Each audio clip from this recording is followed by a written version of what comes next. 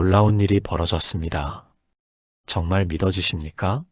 지난주 수요일 저녁 사무실 문을 두드린 분이 계셨습니다.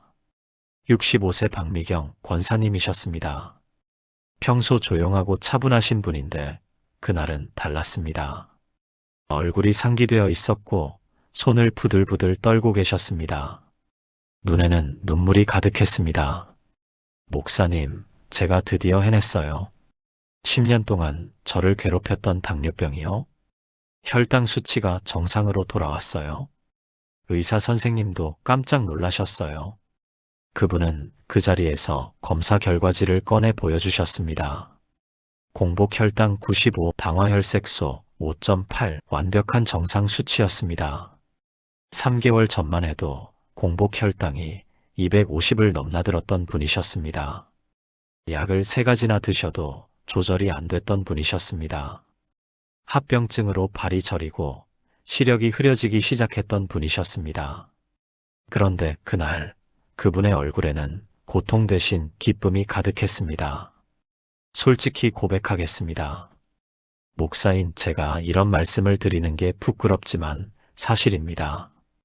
저도 처음에는 반신반의했습니다. 일시적인 거 아닐까? 며칠 지나면 다시 올라갈 거야. 하지만 일주일이 지나고 한 달이 지났습니다. 권사님의 혈당은 여전히 정상이었습니다. 의사 선생님이 말씀하셨습니다. 권사님, 이런 경우는 정말 드문데요. 뭔가 특별한 거 하셨어요? 권사님은 조용히 대답하셨습니다. 기도를 바꿨습니다.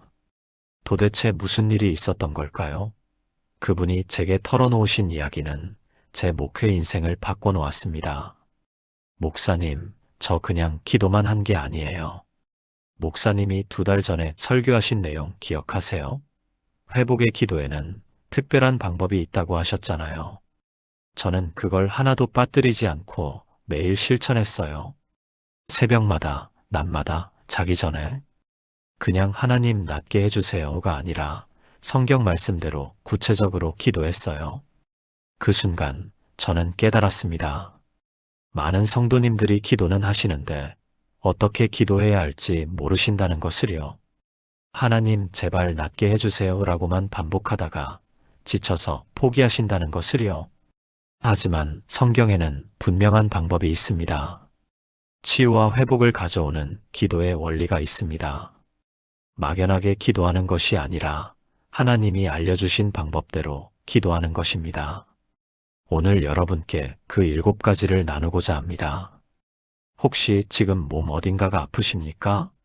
오랜 시간 통증과 싸우고 계십니까? 이 7가지 기도 방법을 실천하시는 분들에게 놀라운 일들이 일어나고 있습니다.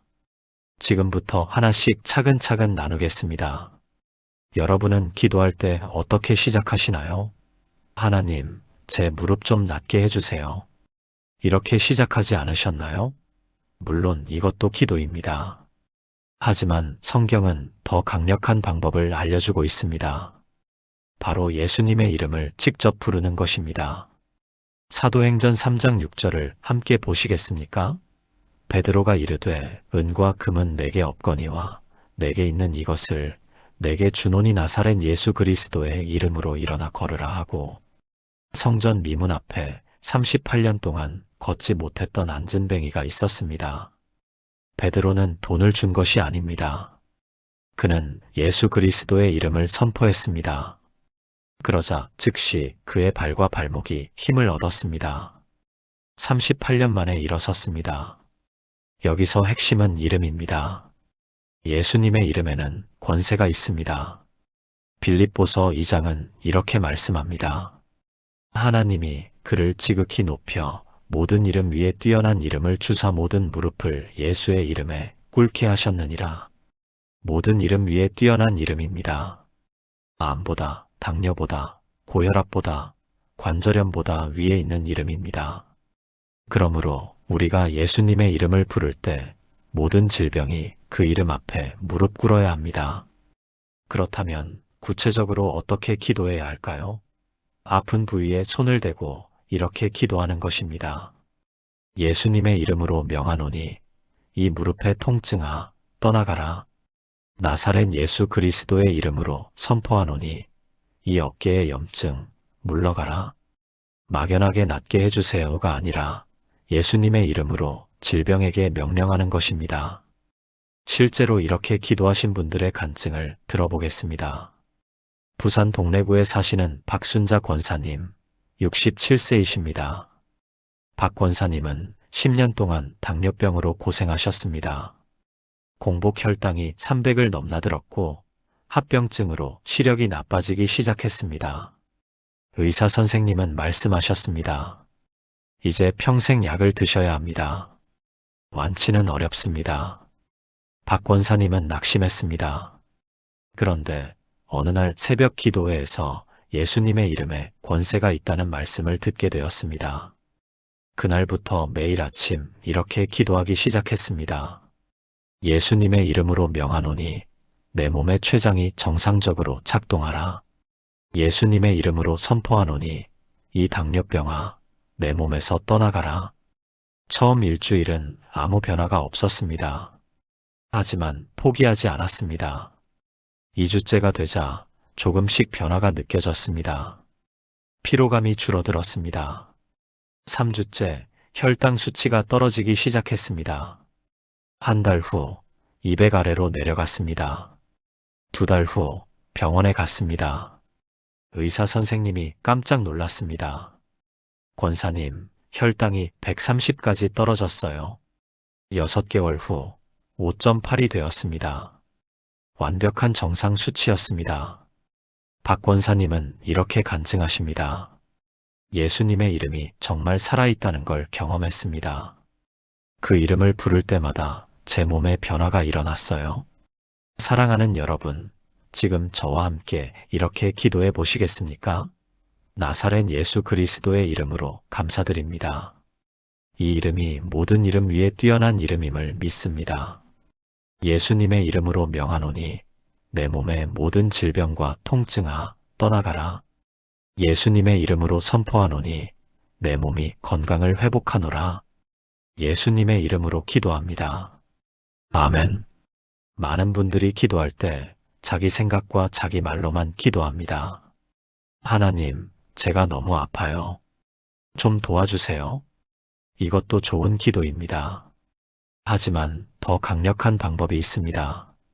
바로 하나님의 말씀 그 자체를 기도하는 것입니다. 출애굽기 15장 26절을 보십시오. 이르시되 내가 애굽 사람에게 내린 모든 질병 중 하나도 너희에게 내리지 아니하리니 나는 너희를 치료하는 여호와임이라.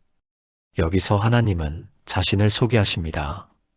나는 너희를 치료하는 여호와다. 히브리어로 여호와 라파입니다. 하나님의 이름 자체가 치료하시는 분이라는 뜻입니다. 잠언 4장은 말씀합니다. 내 말에 주의하며 내 마음속에 지키라. 그것은 얻는 자에게 생명이 되며 그의 온 육체의 건강이 됨이니라. 하나님의 말씀이 무엇입니까? 생명입니다. 건강입니다. 약입니다. 그렇다면 어떻게 적용할까요? 치유와 관련된 성경 구절을 찾아서 그것을 매일 암송하며 기도하는 것입니다. 시편 103편을 암송하며 기도합니다. 내 영혼아 여호와를 송축하며 그의 모든 은택을 잊지 말지어다. 그가 내 모든 죄악을 사하시며 내 모든 병을 고치시는도다. 베드로전서 2장 24절도 강력한 말씀입니다. 그가 채찍에 맞음으로 너희는 나음을 얻었느니라. 나음을 얻었느니라는 과거형입니다. 이미 이루어진 사실입니다. 서울 강남구에 사시는 임미숙 집사님, 58세의 간증입니다. 임 집사님은 유방암 2기 진단을 받았습니다. 종양의 크기가 3.2cm였습니다. 임 집사님은 두려웠습니다. 내가 죽는 건 아닐까? 그런데 어느 날 베드로전서 2장 24절을 발견했습니다. 그가 채찍에 맞음으로 너희는 나음을 얻었느니라. 이 구절이 마음에 깊이 박혔습니다. 임 집사님은 이 구절을 공책에 적었습니다. 그리고 매일 아침, 점심, 저녁, 자기 전에 이 말씀을 암송했습니다. 하루에 50번, 100번씩 말씀을 고백했습니다. 한 달이 지났습니다. 수술 전 다시 검사를 받았습니다. 의사 선생님이 말씀하셨습니다. 집사님, 종양 크기가 줄어들었어요. 3.2cm에서 2.5cm로 작아졌어요.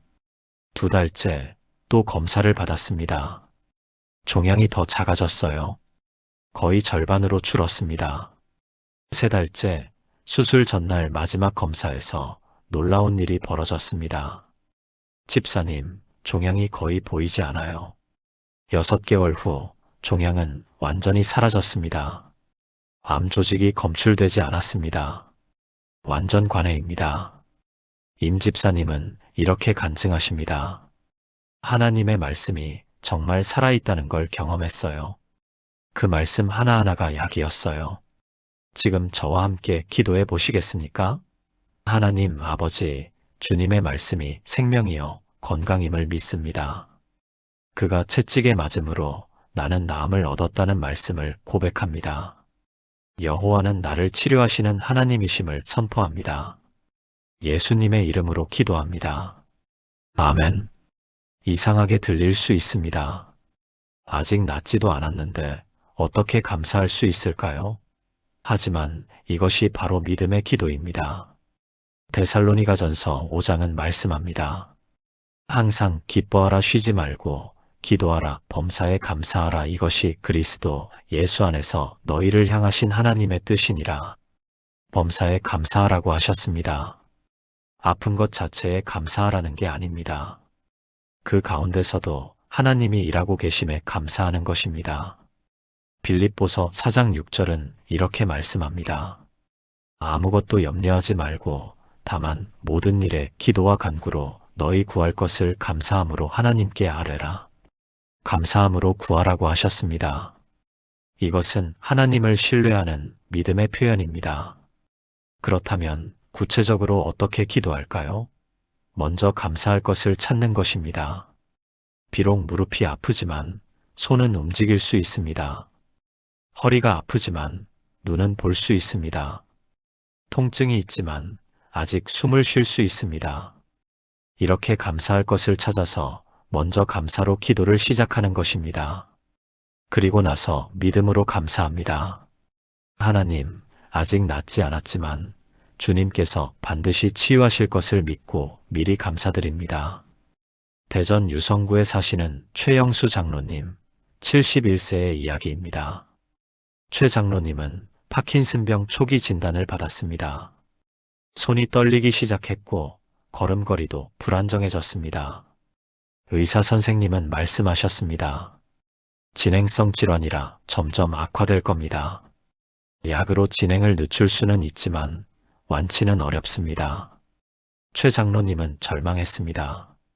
그런데 어느 날 새벽 기도회에서 묵상하던 중 깨달음이 왔습니다. 범사에 감사하라. 그날부터 최 장로님의 기도가 바뀌었습니다. 하나님, 손이 떨리지만 아직 펜을 들 수 있어서 감사합니다. 걸음이 불안하지만 아직 혼자 걸을 수 있어서 감사합니다. 2주째가 되자 작은 변화가 느껴졌습니다. 손떨림이 조금 줄어든 것 같았습니다. 최 장로님은 더욱 감사했습니다. 한 달째 눈에 띄는 변화가 나타났습니다. 떨림이 확실히 줄었습니다. 걸음걸이도 안정되었습니다. 병원에서 다시 검사를 받았습니다. 의사 선생님이 놀란 표정으로 말씀하셨습니다. 장로님, 증상이 호전되고 있어요. 진행이 멈췄을 뿐 아니라 오히려 나아지고 있습니다. 파킨슨병에서 이런 경우는 정말 드문데요. 지금 6개월이 지났습니다. 최 장로님은 거의 정상적으로 생활하십니다. 최 장로님은 이렇게 간증하십니다. 감사가 기적을 가져왔습니다. 처음에는 억지로라도 감사했는데 나중에는 정말 감사할 일이 너무 많아졌어요. 사랑하는 여러분, 함께 기도해 보시겠습니까? 사랑의 하나님 아버지, 모든 것에 감사하라 하신 말씀을 기억합니다. 비록 지금은 아프지만 아직 살아 숨쉬게 하심을 감사드립니다. 그리고 주님께서 반드시 치유하실 것을 믿고 미리 감사드립니다. 예수님의 이름으로 기도합니다. 아멘. 많은 사람들이 놀라는 부분입니다. 용서가 치유와 무슨 상관이 있나요? 그런데 성경은 이 둘을 연결합니다. 야고보서 5장은 말씀합니다. 믿음의 기도는 병든 자를 구원하리니 주께서 그를 일으키시리라.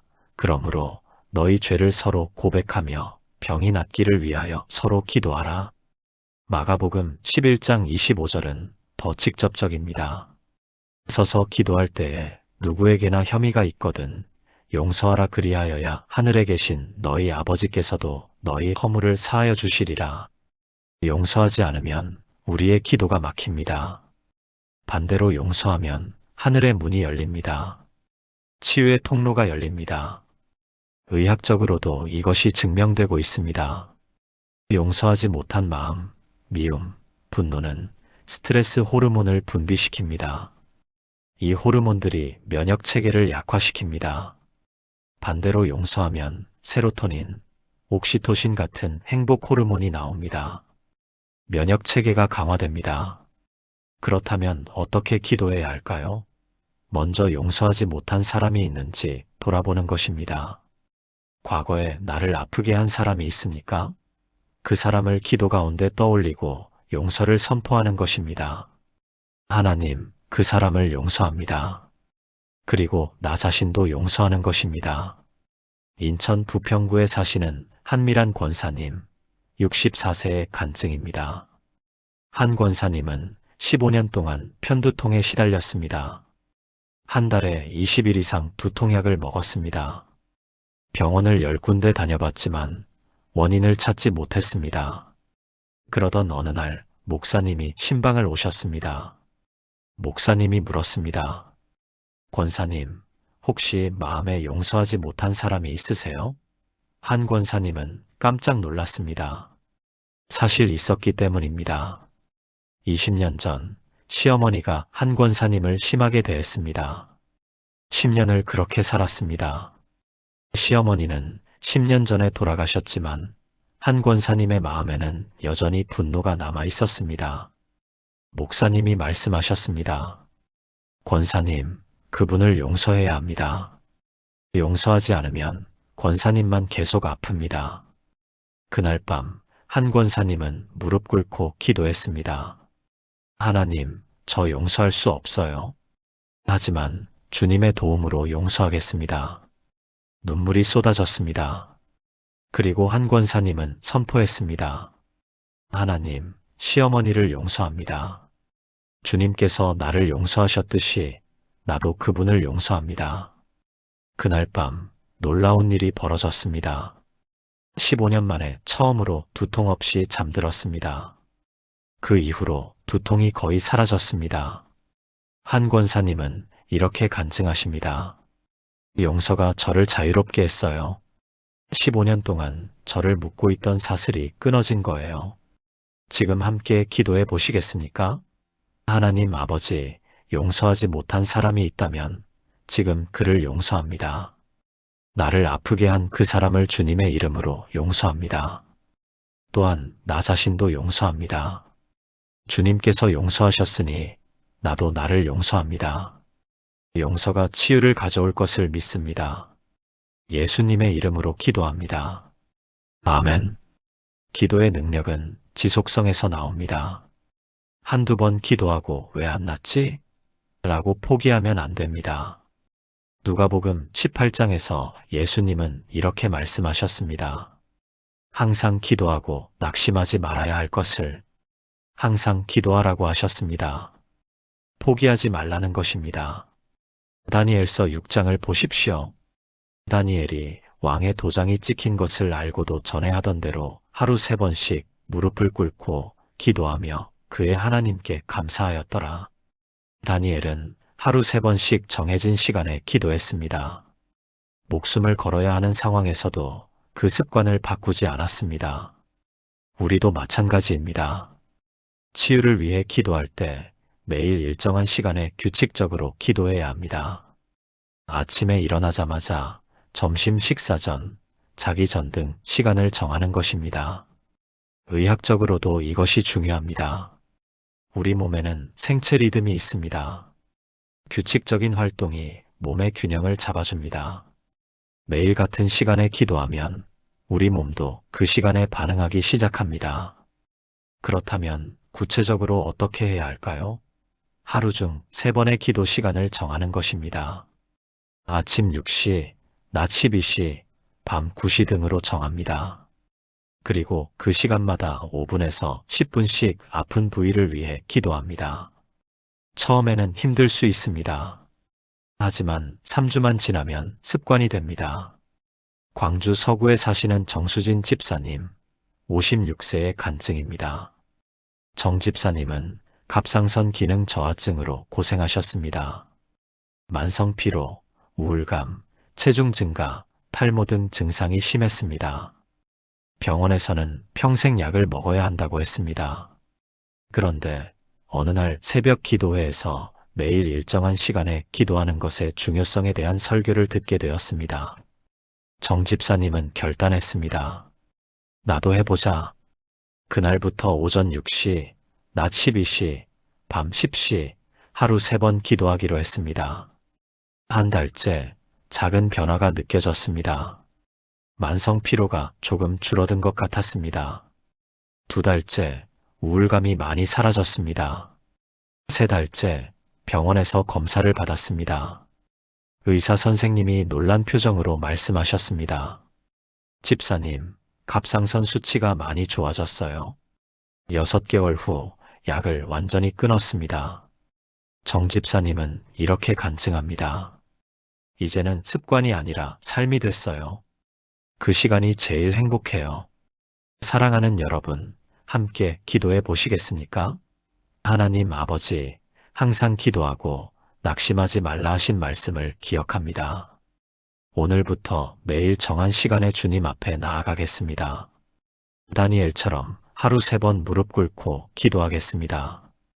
예수님의 이름으로 기도합니다. 아멘. 혼자 기도하는 것도 좋지만 함께 기도할 때 더 큰 능력이 나타납니다. 마태복음 18장은 말씀합니다. 진실로 다시 너희에게 이르노니 너희 중에 2사람이 땅에서 합심하여 무엇이든지 구하면 하늘에 계신 내 아버지께서 그들을 위하여 이루게 하시리라. 2-3사람이 내 이름으로 모인 곳에는 나도 그들 중에 있느니라.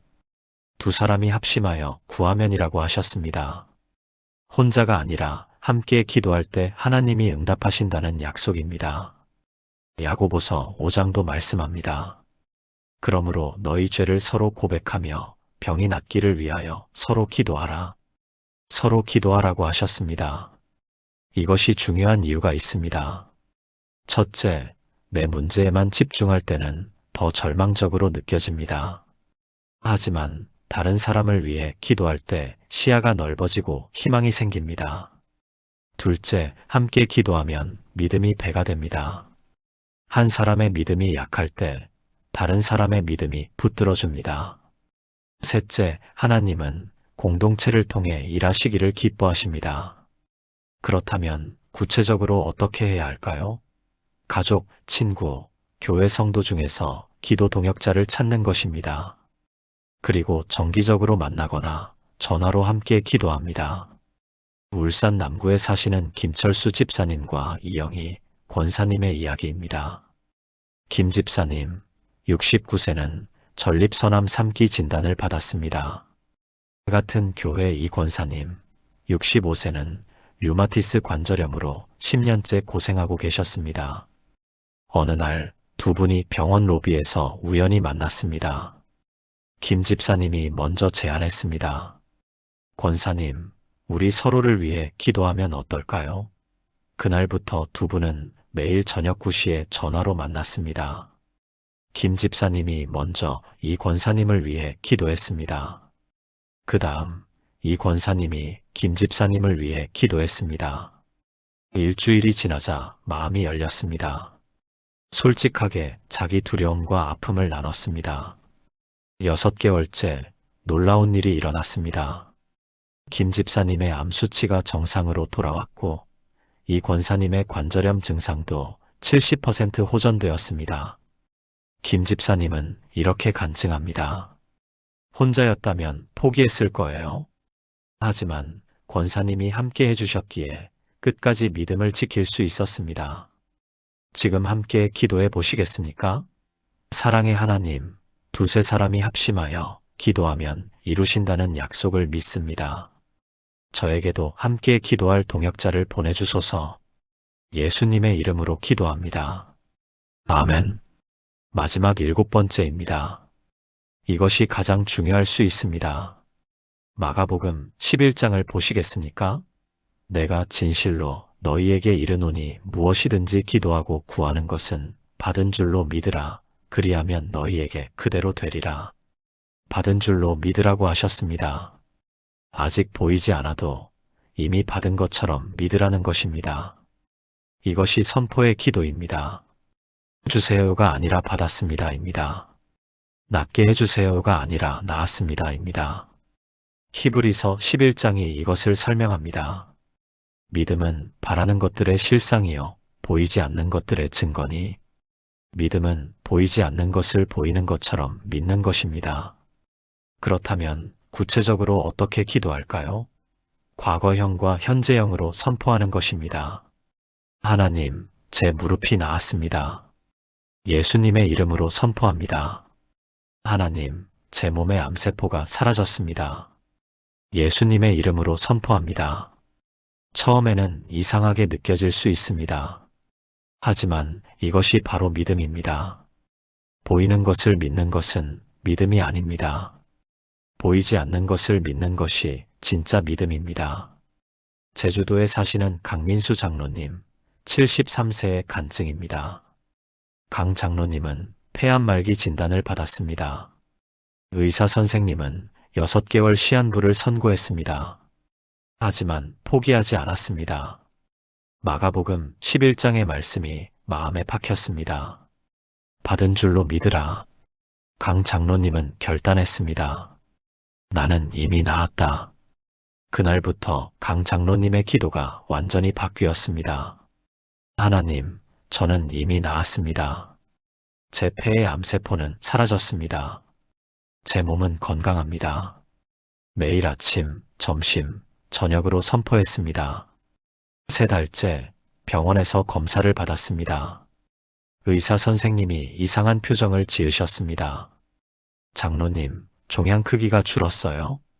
1년 후 종양이 거의 보이지 않을 정도로 작아졌습니다. 2년이 지난 지금 강 장로님은 건강하게 교회를 다니십니다. 폐암은 완치 판정을 받았습니다. 강 장로님은 이렇게 간증하십니다. 선포가 제 운명을 바꿨습니다.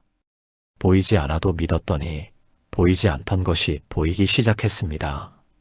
사랑하는 여러분, 마지막으로 함께 기도해 보시겠습니까? 전능하신 하나님 아버지, 믿음은 바라는 것들의 실상임을 믿습니다. 예수님의 이름으로 선포합니다. 나는 이미 나았습니다.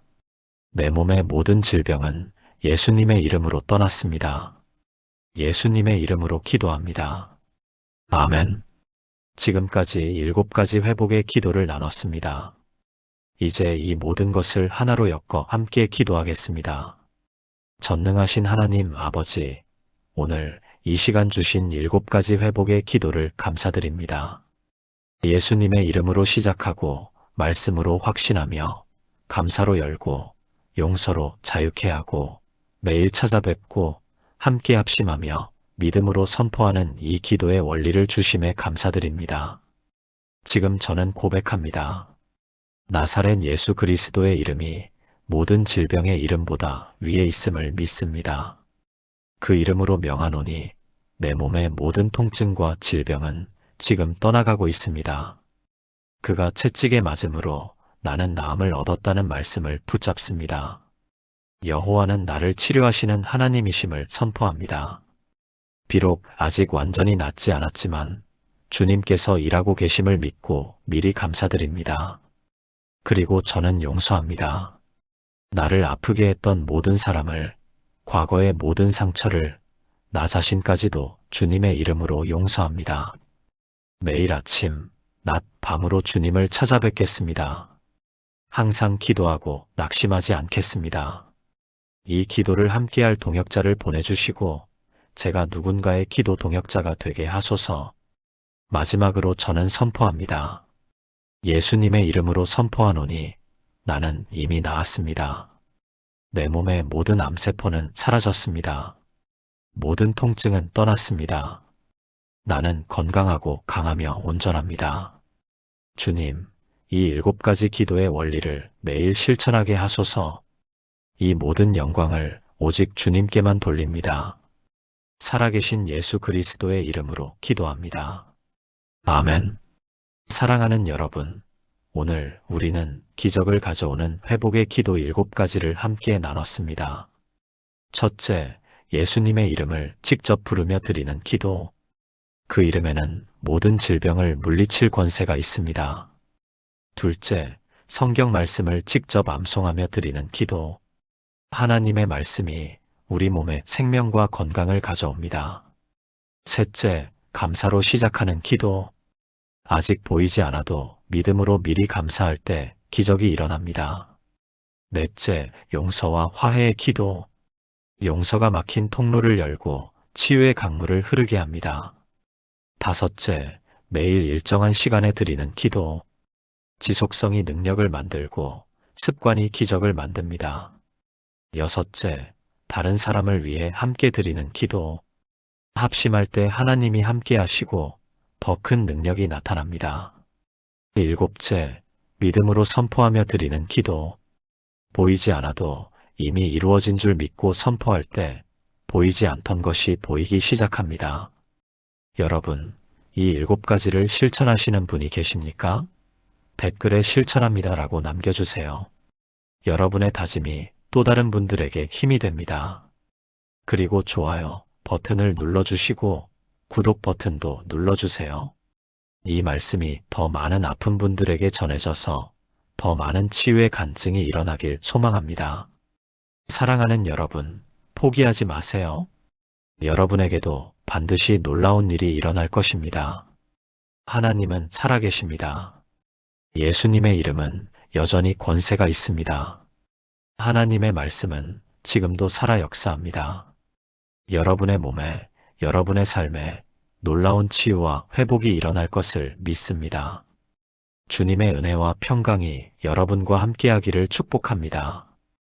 건강하시고 행복하시고 승리하십시오. 하나님이 여러분을 사랑하십니다. 저도 여러분을 위해 기도하겠습니다.